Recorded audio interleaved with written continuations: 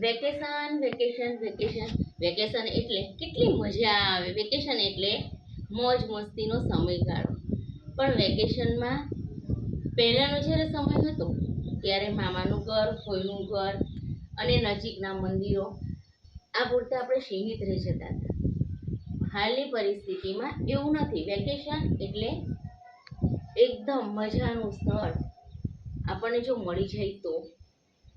વેકેશનનો સમય હંમેશા બાળકો અને પરિવાર સાથે એક સાથે વીતે ને એવો સમય આપણે પસંદ કરવો જોઈએ. જ્યાં ત્યાં ગમે તેમાં ગમે તેવું ખાવામાં, ગમે ત્યાં ફરવામાં સમય વેડફવો નથી.